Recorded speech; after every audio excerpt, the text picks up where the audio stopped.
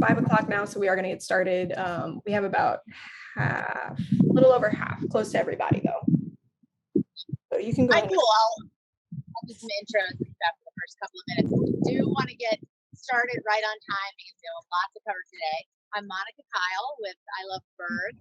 I am joined by Dex Fabian, who's behind the camera, holding a stabilizer that we purchased since our last tour to get rid of some of that bumpiness, which is great. Dex is the publisher of I Love Burg. Behind the scenes, on the technical side, we have Lisa Taylor, and then my husband, John Kile, is managing the slides and adding in some additional commentary throughout the tour. We are going to be here at Mirror Lake. We're going to be going inside a really cool church behind us. We're going to be getting on scooters and scooting up to Lake Court. Then we're going to scoot back down 4th Avenue. Then we're going to turn the scooters in and come back to the lake. If that sounds like an ambitious plan, that's because it is. So wish us luck. We've done lots of practice on it, and we're optimistic that everything will go smoothly. But if it doesn't, bear with us if we work out the game. So, can you ask them if they can hear you? John and Eva, can you hear me? I can loud and clear. Yeah, I can hear you. There's a little bit of wind noise from time to time, but you keep the wind directly out of your face, you should be good. Okay. So anyway, again, thank you everyone for joining us for this second historic Burg tour. We're glad to have you supporting I Love the Burg in this way with purchasing a tour ticket, and we want to show you some great historic sites, but also introduce you to some of the people that make those sites special. That's what we're going to do on today's tour. So I am standing at the northwest corner of Mirror Lake, and the sun's just right to get a really beautiful view of the lake behind me. Today we're going to be covering a part of Mirror Lake that most people probably don't see, although most of us pass it on a pretty regular basis when we come off the interstate on the 375 spur.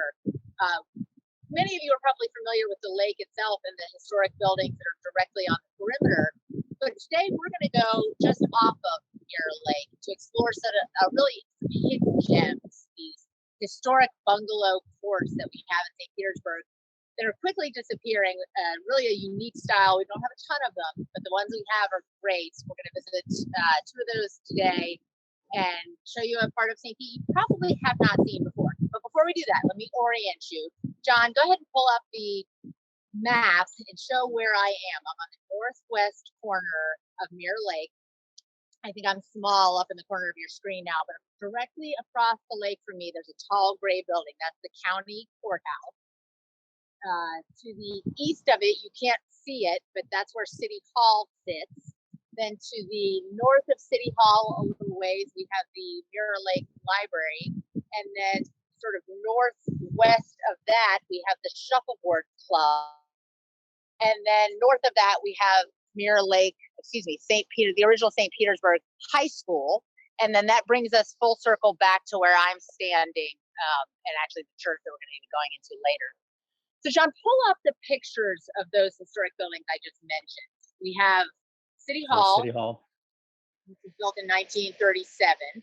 We have what's now called the Mirror Lake Library. It was originally just the St. Petersburg Library. It's a Carnegie-funded library built in 1915, and that picture you're seeing is before the addition that was added later.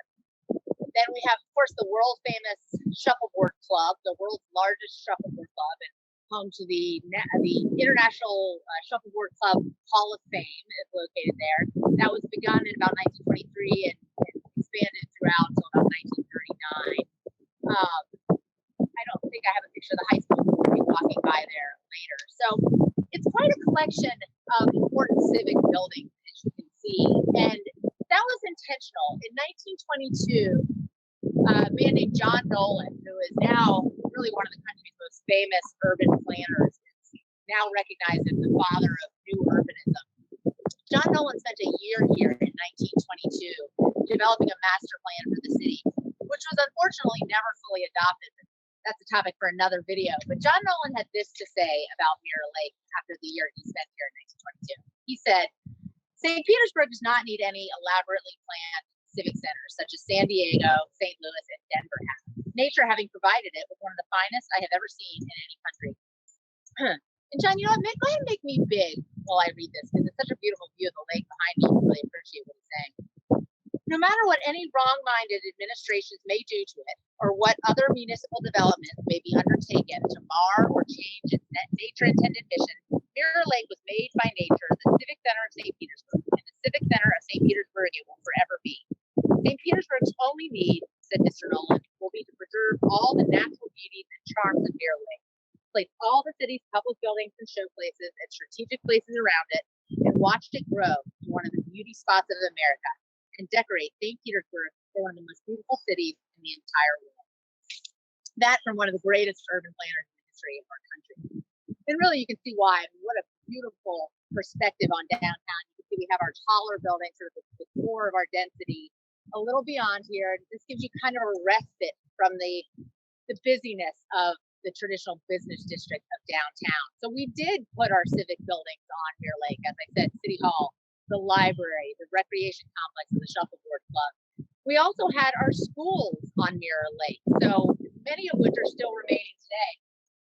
I'm going to walk just over here so that Dex can film what's now called the Thompson Adult Education Center.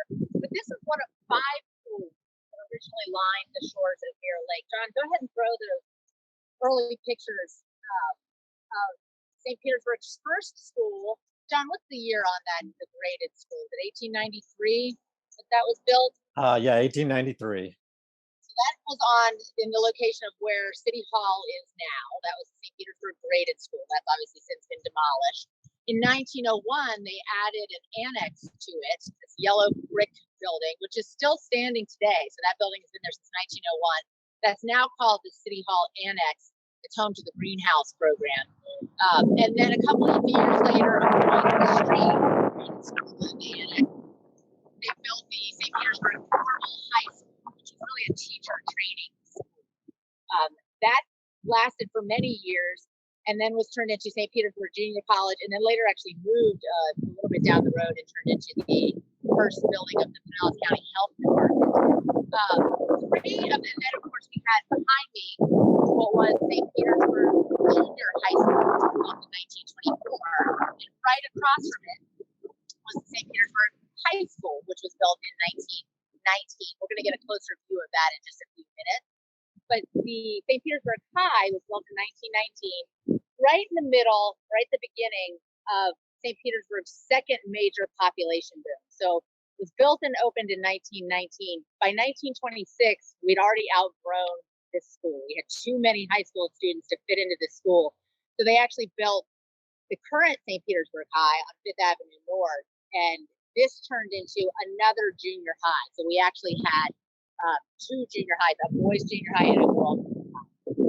So we've got the civic buildings, we've got City Hall, the library, recreation complex, the schools. What are we missing? What does any vibrant community need? They need churches. And they had a lot of people coming from all over the country of different denominations.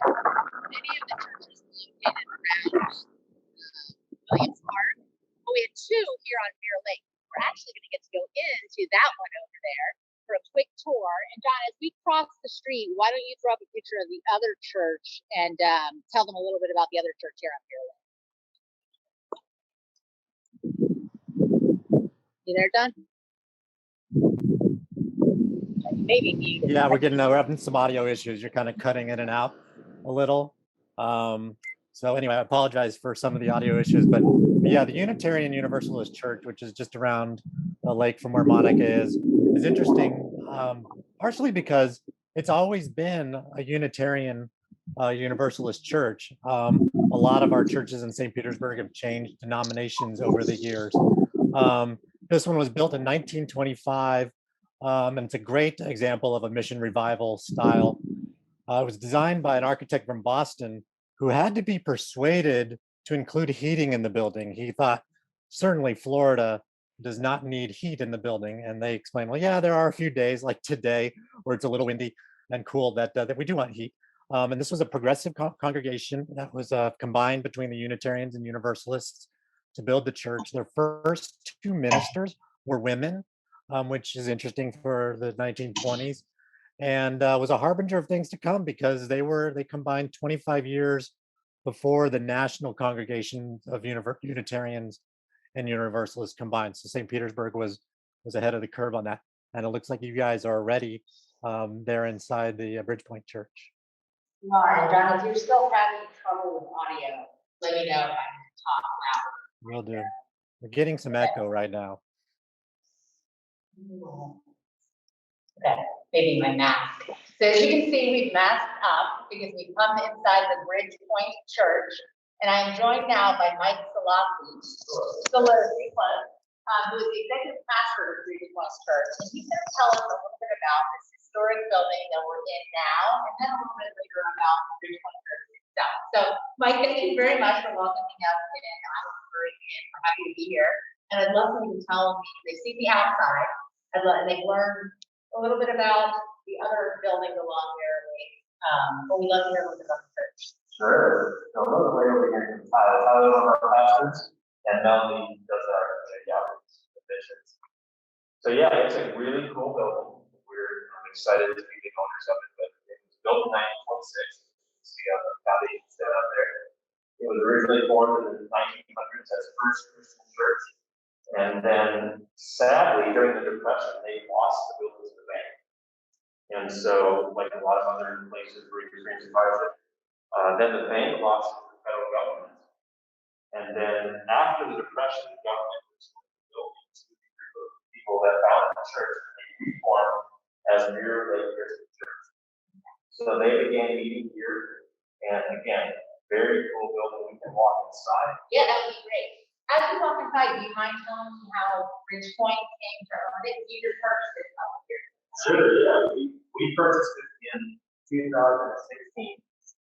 And so we bought it from the owners who had bought it from the church in 1991. So the church at the 1950s had basically planted people in urban areas.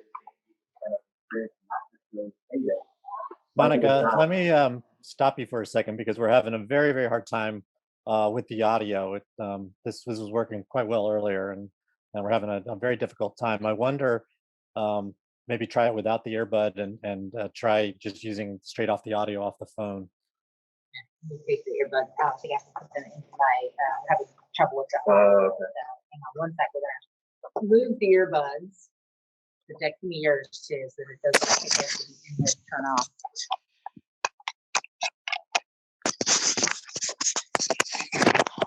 All right, Don, is that any better? I believe so. Actually, I'm not sure. Speak. John, speak again. Yeah, can you hear me? I can hear you much better now, Monica. Okay, you can hear me. That's good. So, Yeah. but hold on one second. Let me see if I can turn my volume up. I already did. That's max. That's max. Okay. Okay, Okay. Mike, go ahead. Continue. Sorry. Let's walk up here while we. Sure. So in the 1950s, the church planted some new churches, and the congregation then, as younger families moved away from the urban areas, the church kind of started to decline. And so they got to a point where they were just 40, 45 people meeting in the lower auditorium. And so what had happened then is they shut down the rest of this beautiful building, and a lot of the stained glass windows were broken. There were birds roosting in this sanctuary, and they got to the point where they had to sell it. So they sold it to a group, which actually, if you look up at the stained glass window up there, you'll see at the bottom, normally there's a date that has the initials M, W, and T. That's actually the group that bought the building, Monroe, Wilder, and Taylor, in 1999, and turned it into the Mirror Lake Lyceum, which is what a lot of people know the building as. So the Mirror Lake Lyceum hosted events, they hosted weddings and speakers. They've actually had a few presidents or presidential candidates speak here in the building. And so again, that group restored this building back to its original condition. So as you can see, they did a lot of work with the flooring, with plaster moldings. If you look at the arch, the 53-foot archway, and those are all plaster casted moldings. Wow. So again, very beautiful architecture in this building. And so you said you bought it from the people that restored it. Correct. did you see it for sale, or were they, how did? Yeah, that's another interesting story. So again, when this group and Rowell and Taylor bought it in 1999, the church asked them if they ever sold the building, would they consider returning it to a church? Oh, really? And so the owners had a church that was renting on Sundays a year. They tried to sell it to them, that didn't work out. And then Brian, one of the owners, contacted us as a church and said, would you be interested in a downtown building?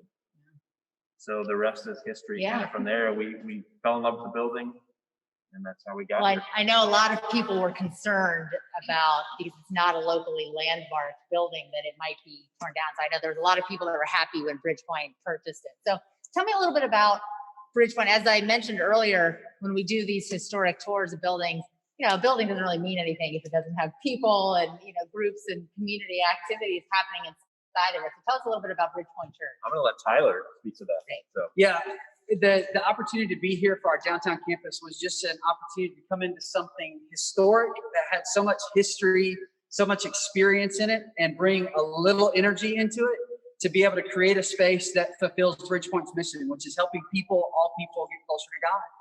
So we aim to have a modern worship experience that helps people get closer to God, that's authentic and real and relevant and relatable to people's lives.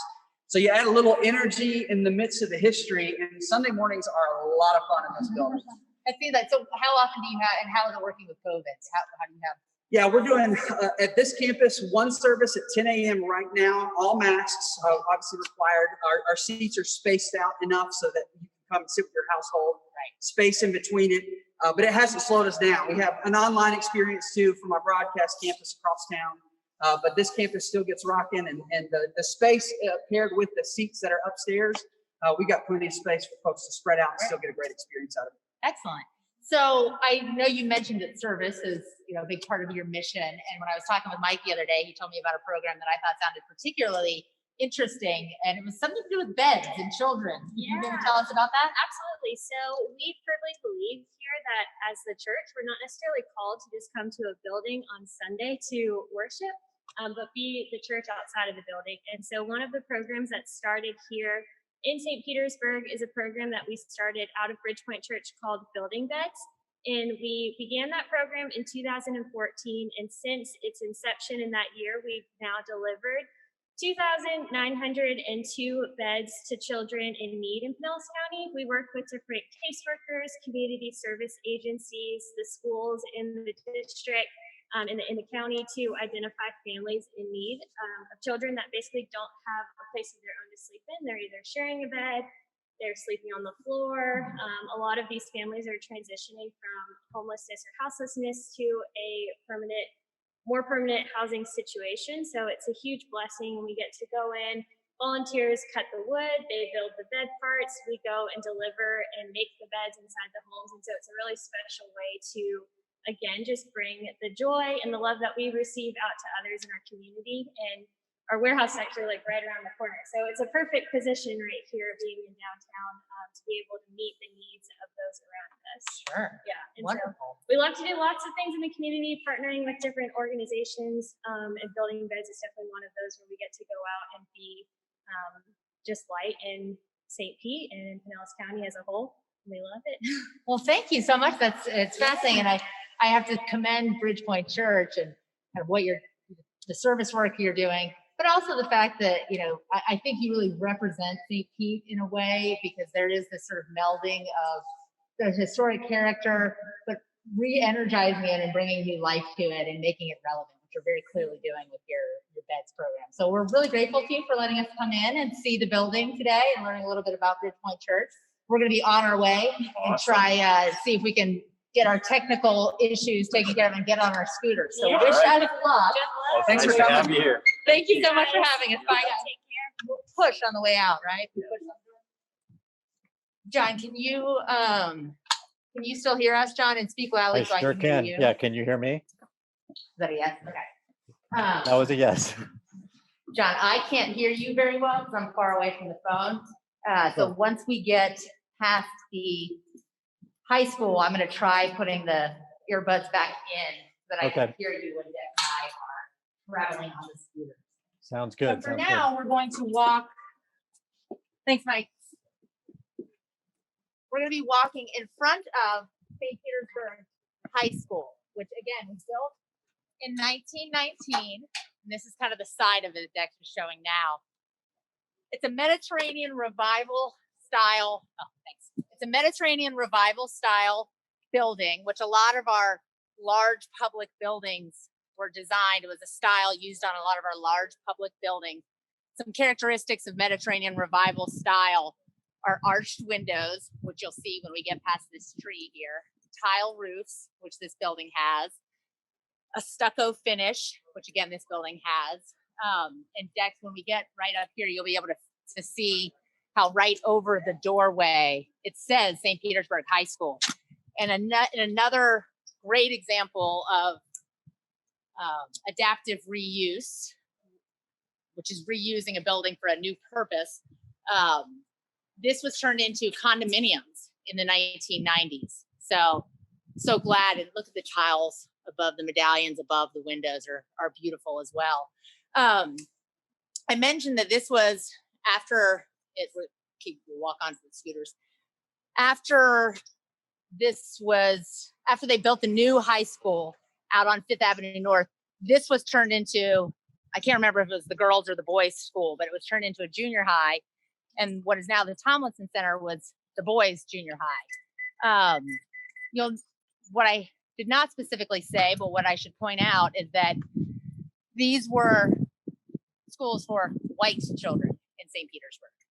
All 5 of the schools I mentioned were open to white students only. St. Pete was very much a segregated city. We had several Black elementary schools, Davis Elementary and Jordan Elementary. There's the sign for Mirror Lake condominiums now. Davis Elementary and Jordan Elementary were 2 of the Black elementary schools. And then of course the famous Gibbs High School was the Black high school. It was not until 1971 that St. Petersburg started busing for desegregation. So Brown versus Board of Education happened in 1954, and not until between 1954 and 1963, 9 additional Black schools were built in St. Pete. So there was no real effort to desegregate until 1971, when there was a lawsuit here in St. Pete. So I just want to clarify that when I'm talking about these high schools. I'm talking about schools that were meant for white people. So John, we're going to be checking out our scooters. I know you have some information on the scooters themselves. I'm going to try putting the headphones back in, and you can let me know if we have a sound issue or not. Okay. Yeah, while they're adjusting, because they have to use the phone that they're filming with to get their scooters. Can you tell us Scooters are in St. Petersburg, and they have arrived. it's not on speaker. That's why. Okay, we're getting some audio from you, Monica, right now. So we have Razor scooters in St. Petersburg, and there's another brand also called Veo. Monica and Dex are going to be using Razor scooters. We are upping the level of difficulty on our walking tours by adding scooters to cover a little more ground. The Razor scooters have a little seat on them, so it's almost like more like a bicycle experience. And I think St. Pete has done a pretty good job of rolling these out, because they've put in some rules that prevent the scooters from getting strewn all over the sidewalk, which is a problem that other cities had, San Francisco, DC, and even a little bit over in Tampa.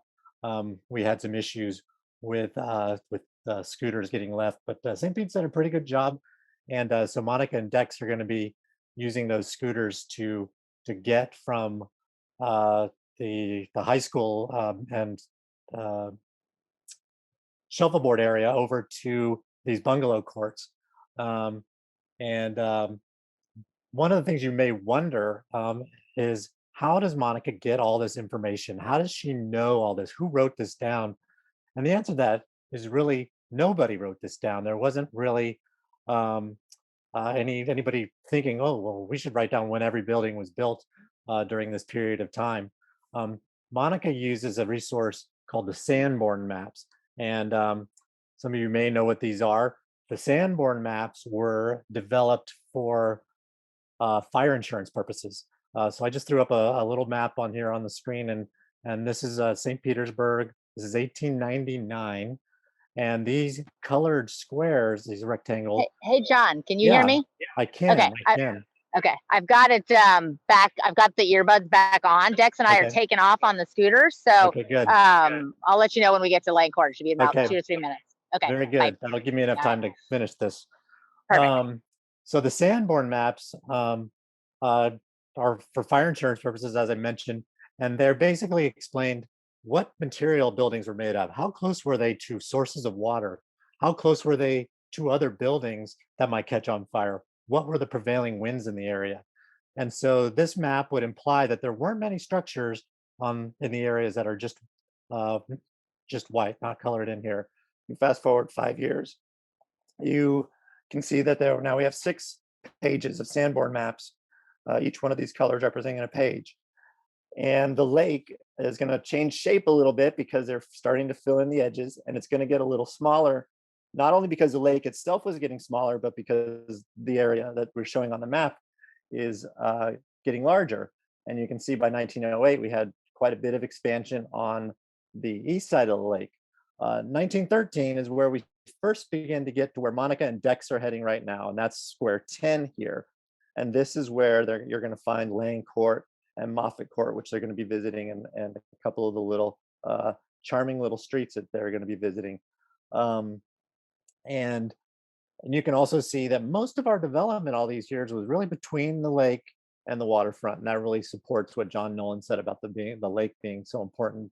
1918, you can see now the lake is just tiny in the map, and then 1923, those are the periods of a great boom in St. Petersburg, where the city truly grew. And this is a detail, again, of that 1913 map. So where Monica and Dex are heading right now is they're riding along this little alley here, and they're going to come up through this alley and around to what is Lane Court, and that is this part that is marked off by this dotted line. And these homes all face, they don't face a street, they face a side. This is 4th Avenue North here, 8th Street coming one way down here, MLK going one way up here. When the interstate came through here, you can see where there was a lot of demolition. There were, of course, buildings and houses and apartment buildings through here. When the interstate came in, they made these one-way streets to feed onto the highway. And one of the things that urban planners have learned to know is that when you have one-way streets, you increase highway speeds, you increase road speeds, and it really affected the quality of this neighborhood and separated it from Mirror Lake in terms of its geographic I'm going to film this first. convenience. All right. And I'm getting audio from Monica, so it seems like you have reached your destination just in time. And we can hear you. Yay! Yeah, Okay, good. Quite well. Okay. I have both headphones, so Dex can't hear. So, All right. All right. Can the you? Video is jumping around. Let's get the video going now. All right. He's getting it on. Okay. So Awesome. Dex, film the sign right up above me. Can you see the arch there? Can you see that, John? The Lane Court Yes. sign. Okay. So we are at hello. We are at Lang's Bungalow Court. We're gonna walk in. Hi. And Dex, take a peek at some of these houses while we do. I'm gonna stop up here in front of one of the houses that's on. John, did I hear you say that you had the 1913 Sanborn map up?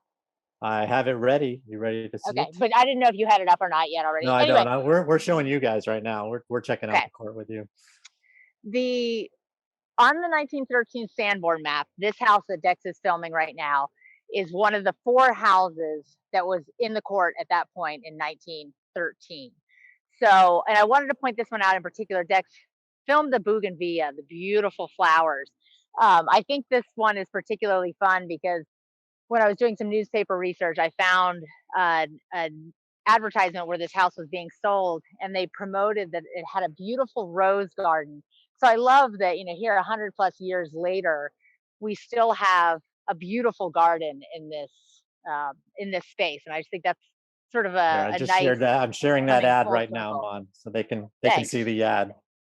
And I think that it's kind of neat the way it comes full circle. And I know, because I've spoken with the owner of this house, that she takes great care and puts a lot of work into these bougainvillea.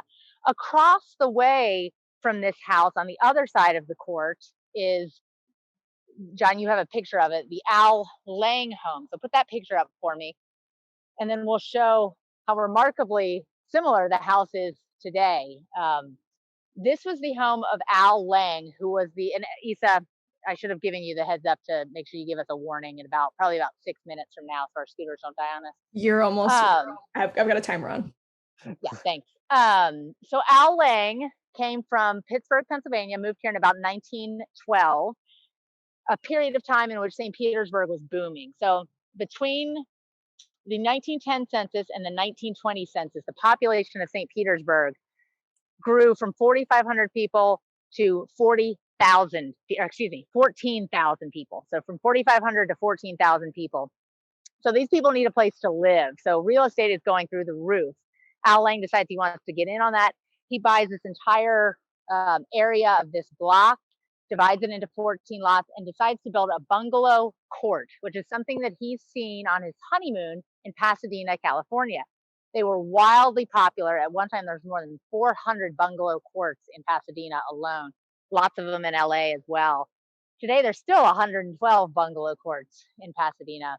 The common feature of them is that the houses face each other across a shared communal space, usually either a garden or, in this case, a pedestrian walkway. This brings down the cost of home ownership because you're sharing some of the communal garden work and communal property. This was a great appeal to the burgeoning middle class of the progressive era who really want their own single family home, don't want to live in an apartment, but still kind of want to share some of that burden. So Al Lang was hoping the idea of the bungalow court would catch on here. He built this home first and lived in it himself. He shortly after became mayor of St. Petersburg and is well known for several things in St. Pete history, probably most prominently that he brought spring training to St. Pete. He was friends with a number of Major League Baseball owners and brought the St. Louis Browns first and then the Phillies down. And we had spring training here until just a few years ago, I think, when the Rays pulled out as the final team to have spring training. Most of these houses here, there's 14 lots in total. At one time, there was 13 houses. Now we're down to 11. Most of them built between 1912 and the latest one was in 1926, the one on the end of the block. But most of these are 1913 to 1918. So some really old historic homes here. You can see this one is a modern townhouse that was built after the original house on this spot was demolished. At the end of the court here, we have two empty lots. One is now a parking lot. And then this one, until just a couple of years ago, had a two-story apartment building built in the 1920s. These were both originally part of Lang Court. Interestingly, the house that was on this lot was the home of the principal of St. Petersburg High. His roommate was a teacher at the junior high school. So you can see really how close Lang Court was to Mirror Lake, and there really was this strong connection. John, I didn't hear if you had mentioned when they made 8th Street one way and you get that increased speed, it really cuts down on the connection. Yeah. So, but before that, Lang Court was very closely tied to Mirror Lake. In this lot, as I mentioned, there was a two-story apartment building that was kind of like an old school Airbnb, and that lots of tourists would come and stay, and it was commonly home to shuffleboard teams that would come down to the shuffleboard courts to play in tournaments. So this particular building, which John, I have a picture of in there, was just demolished a couple of years ago, was used over and over by shuffleboard clubs. So again, showing that connection to Mirror Lake, which unfortunately has been severed a little bit with the coming of the interstate. Hey, can I interrupt you really quick, Monica? Yeah. And just have Dex stop right there, just to give a sense of how unusual it is to have a bunch of homes facing a sidewalk and not a street. And I think that's, when you're there, that's really the most interesting essence of it, is this quietness that goes with not having streets and cars parked in front. It's really interesting. So just kind of give a slow look at that area. Yeah, and it's true because, you know, when we step just a little farther to the end of this, you can really hear all the cars whizzing by, and it is very peaceful. I spent a lot of time in Lane Court when it was being designated as a local historic district in 2014, and I know that there's a very palpable sense of community amongst the people that live in these houses because, you know, your houses are facing each other. The idea of a bungalow court never really caught on in St. Petersburg like it did in California. We never had hundreds of them, but we did have a number of them, most of which have since been demolished. We're going to go down to Moffett Court after this, but also just behind Lane Court, there was something called Richardson's Court, which has all been since demolished. But John, there's a Sanborn map of that. I want to point out this house for just one sec. This house is I believe it's on the 1918 Sanborn map. But the other day when I was here doing some research, there was a gentleman sitting out on the porch, and his name was Paul, and he had a British accent, and he was renting it. It's an Airbnb, and he was here for the great weather in the winter and to play shuffleboard, which I thought, you know, really just continues the tradition of tourists coming here to rent these houses, and then to participate in activities down on Mirror Lake. So, John, we're going to jump just briefly back on the, is that Issa giving us the warning? Yep. Yeah. We're Okay. going to jump briefly back on the scooters. Okay. So if you I lost their audio, but I'm going to go ahead and show the place where she's talking about. Richardson Court is over here, and then Moffett Court is going to be just a little bit off of this map. The other court that that she did not mention there is Rhoda Court, and this is located just off of 6th Street, down 6th Street South, and 330 6th Street South. You can see the address there, and it's still there and largely intact. And all these homes face a small sidewalk, and it's a really interesting little place. Again, I've been around downtown a million times, and I have not been to this place just yet.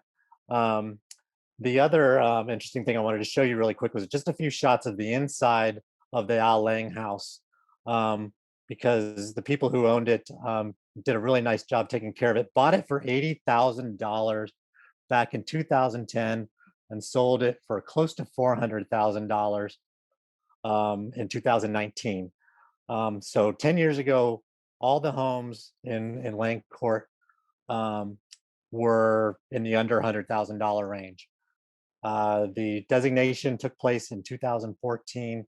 Home values have quadrupled, $400,000 to be on the low side of things in Lang Court today. Hey, John, I'm back. Yeah. All right. You got me? And of course, I wasn't fast enough on my scooter, so mine locked up on me. So we're back on foot, but that's okay because I can show you more. I wanted to point out we're on 4th Avenue now. So you're going to notice probably here behind us a lot more traffic. Did I see somebody ask about where people in Lang Court park their cars? Yes. I thought I saw something pop up. So it's a good question because behind what I didn't mention is there's the houses face each other, but behind the houses on either side of Lane Court, there are alleys, and most of those houses have garages behind them. And I'm going to talk about that as a feature of courts when we get down to Moffett Court. I want to point out behind me this, what would have been an apartment building, and across 4th Avenue here, 2 more apartment buildings built in the teens and 20s, an empty lot. And then we're going to come around and I'm going to show you a couple of more. There's a white one over here in the corner, built in 1922. You can see how closely the interstate comes to that building. It was just barely escaped demolition when the interstate came in 1974. And then in front of it, another apartment building. I can't underscore enough the importance of these apartment buildings in the 1920s. They were, think of them as the 19-teens and 20s version of Airbnbs, because tourists would come down here in droves. At one point during the decade of the 1920s, there were more maps requested from AAA for maps to St. Petersburg than anywhere else in the country. People were just coming in droves, and they need places to stay. Now, we haven't yet built the Vinoy Hotel or the Sereno. And so they're staying in these apartment buildings. And this whole area would have been full of them. Now you can see there's two here, but then there's all empty lot there with the interstate just behind them. Those were all demolished. Really, when the interstate spur came in, it really accelerated an already declining area. So a lot of these became really kind of slum houses. And if they weren't demolished with the interstate, they were demolished shortly after. This building here, 770 4th Avenue, was built in the 1920s as a funeral home. And now think about this. St. Petersburg is known, kind of a joke around the country, that it's known as God's waiting room, world's largest above ground cemetery.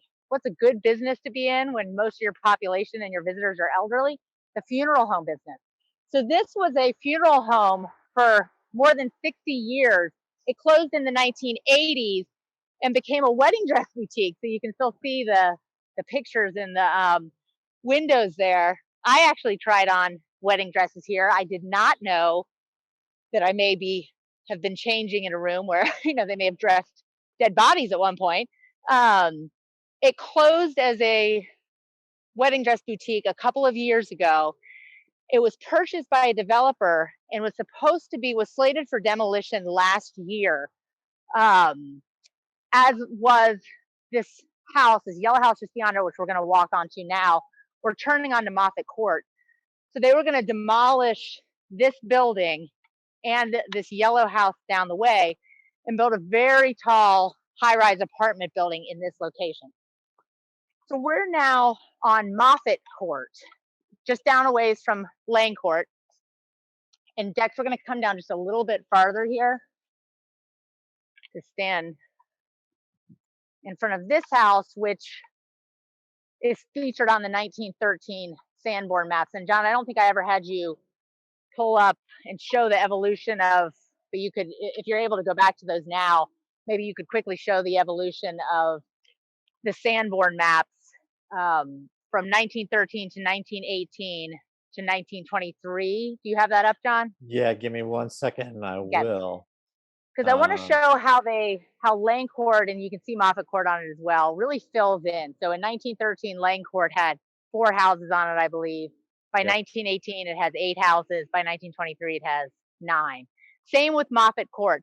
This house that I'm standing in front of now is on the 1913 Sanborn map. So by 1913, this house is standing here. Where Dex is standing, if he turns around behind him, he's standing now in an empty parking lot. But there were 2 houses here that were on, at least I believe, the 1918 Sanborn map, which has since been demolished for parking. You can see beyond that, there's some modern townhomes. We're going to walk down a little bit farther. I want to show you this yellow house, which was also slated for demolition as part of this high-rise apartment building that they were going to put where CC's Boutique, the former funeral home, is. Sort of ironically, the neighbors in the modern townhomes behind this house took exception to the development that was proposed here and approached the local historic preservation organization, who took exception to the historic home being demolished. So together they challenged the approval that had been given for this high-rise apartment building, and they won. And so the building was sent back to the drawing board. We'll see what that comes back as. But this house, which is on the 1918 Sanborn map, and I found an advertisement for it in the paper for 1917, now remains standing and hopefully will remain so. So this Moffett Court, you can see, not anywhere near as charming as Lane Court. And that may or may not have been by design. So one thing I want you to notice is that it's quite a bit wider than Lane Court. It's also made out of brick, where Lane Court was a hexagon block sidewalk. We haven't been able to quite figure out whether Moffett Court was ever really intended to be a bungalow court in the way that Lane Court or Rhoda Court, which John showed you earlier, are. Lane Court is about 10 feet in width. Rhoda Court is only 5 feet in width. So really a lot closer. The houses are closer together. Hi, doing a little virtual tour. This one is 20 feet wide, and you can see it's brick, which brick is what was used for roads. So my instinct tells me that this was while it may have been, the intentions may have been to design it as a bungalow court, when it came to reality of implementing it, it never quite got there. I think this was probably always drivable. And to the person that asked the question about parking, there's only an alley on one side of Moffett Court, whereas Lane Court has an alley on both sides. So you can see these houses have driveways here. So we're coming up now to the back of the Bridgepoint Church. It's hard to not call it the Lyceum. And Dex, I want you to point out the parking lot here, because I'm gonna discuss that in just a minute. And then across the way there is the side of Tomlinson, which is the original St. Petersburg Junior High School. We're gonna walk down this way, and we're gonna go up Grove Street, which is, unlike Moffett Court, is still really remarkably intact.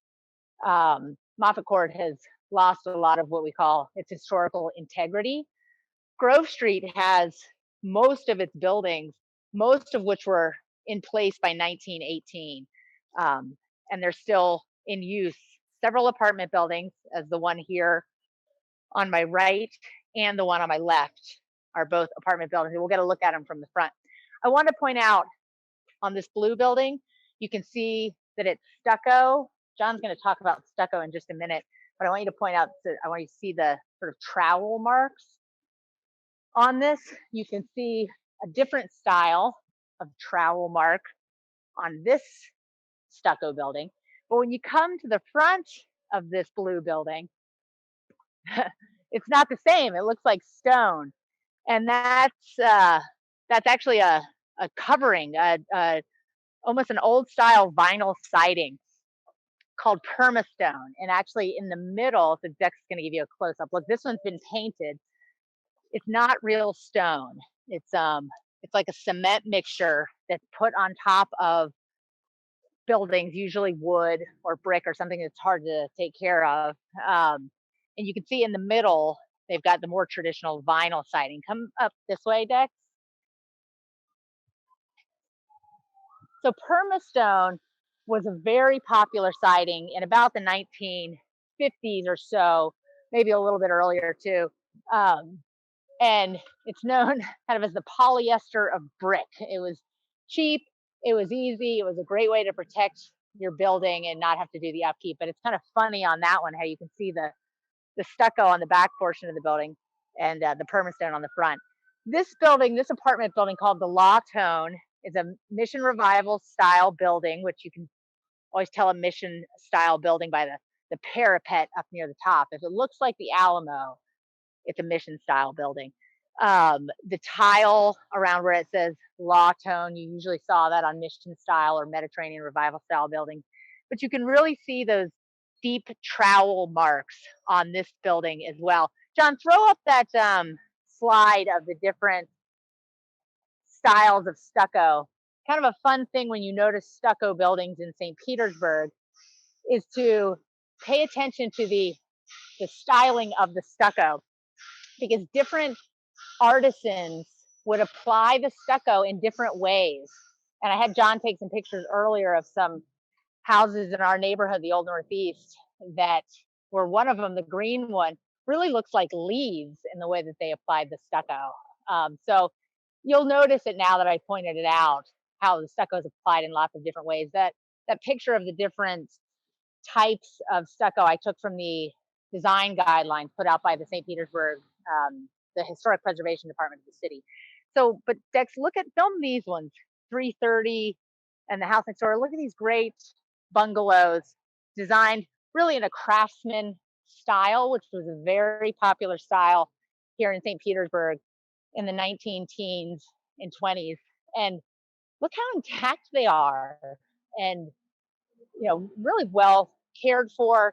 And look, as we walk down to the end of this street, you'll notice we're getting closer and closer to busy 4th Avenue and the end of the spur from the interstate. And it really becomes less and less appealing of a place to live as you get closer to that busy road. But notice, look at this purple bungalow behind us. What a great building. It's still really well kept and intact. Here's another example of permastone. Now, this is how you usually see it.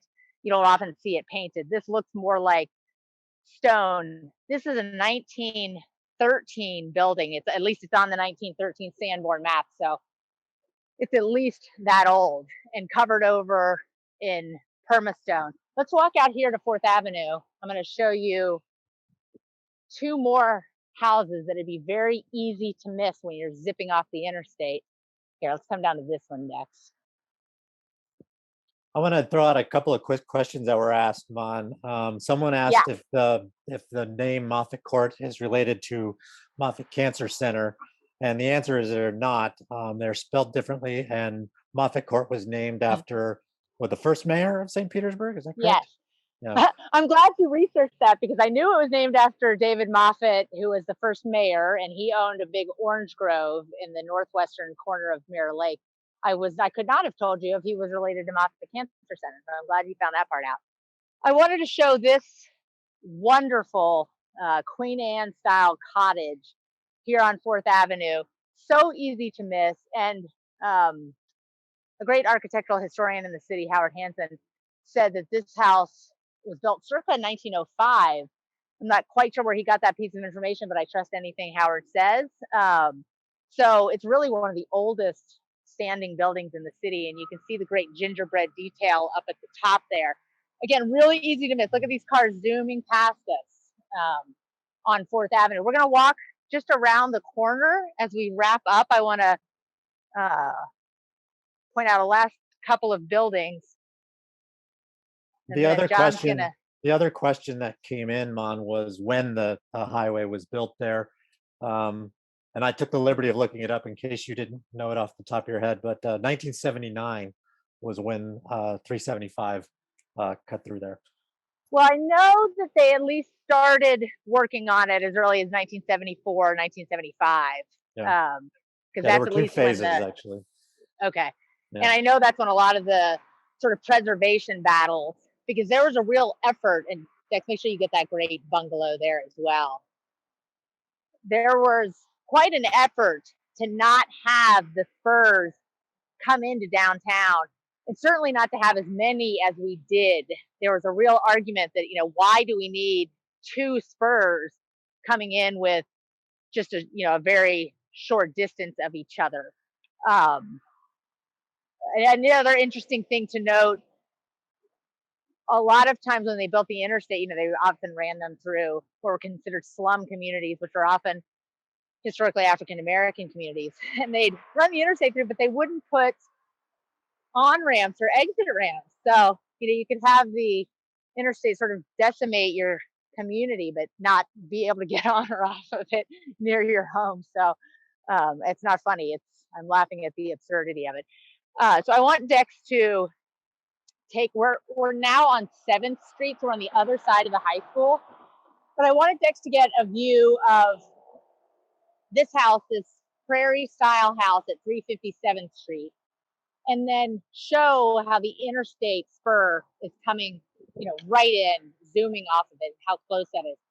John, why don't you talk a little bit about the internet spurs while we walk down to Mirror Lake for our closing? Yeah, I think it's important to note that you saw the highway speeds that people are coming off of past those houses, and we all know that living next to a very busy highway is not the most pleasant thing. And one we mentioned earlier, one-way streets as well. In 4th Avenue, where it joins up, there is one way. There's been a little bit of chatter about the future of these highways, particularly when they start to need to be replaced, and particularly with 175 where it passes by Tropicana Field, and whether or not that fairly lightly used spur needs to be quite as prominent as it is, whether it could be turned into something more street level, like a boulevard. And there's precedent for that. I threw up a slide here which shows the Embarcadero in San Francisco, which was famously damaged in the 1989 earthquake that interrupted the World Series. They took that freeway out, which really dominated the waterfront, and put in really an open boulevard and park space. Here's another look at where the Embarcadero came through, kind of a double-decker highway that really walled off the waterfront from some historic buildings, and then what it looks like today, where it's walkway and you can ride your bicycle and it's very open. It really opened up that whole side of the city. Another example is here in Portland, where Harbor Drive in Portland back in the 70s was reclaimed for parkland, and Portland is really known as one of the most walkable and bikeable cities in the country, and really an example of what we call what not me myself, but people are calling freeways without futures. And it looks like Monica has reached Mirror Lake again. Yes, I have. In full Thank you, John, circle. we have gone full circle, and I will point out that I didn't do something right with my scooter, and it died on me at Lane Court. My fault, user error. But we walked that whole distance back that we originally scooted. So you really can see how close, how small of an area we just covered.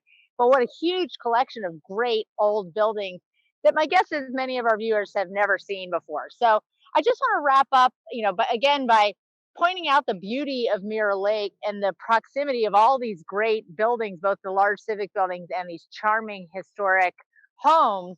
And then I want to throw up, I pointed out just a minute ago, the parking lot behind the Bridgepoint Church.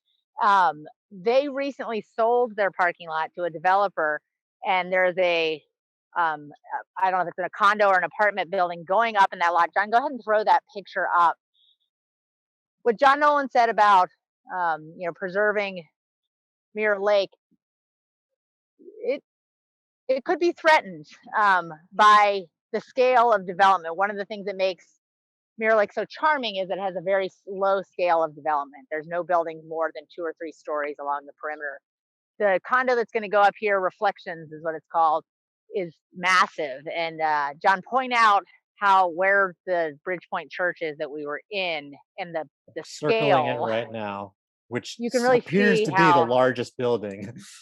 Yeah, it really dwarfs it. And there's another high-rise apartment building slated to go up across from the Shuffleboard Club as well on the other side of the lake. So, it's not unrealistic to think that Mirror Lake could get walled in. So there is some concern in the community about whether or not we want that to happen. So there are certain groups and people. Gina Driscoll, who is the city councilwoman who represents this district, recently initiated or brought to the council agenda a discussion of whether this area should be designated as a local historic district, which would offer some protection against demolitions of the historic buildings we've seen, and also some guidelines on things like height and how massive scale, how massive those things could be.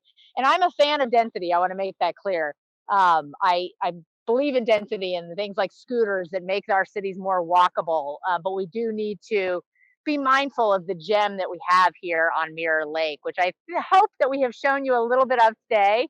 I thank you for bearing with us through our technical difficulties. I'm glad we accomplished it all. We're 5:58, so we got it all in an hour.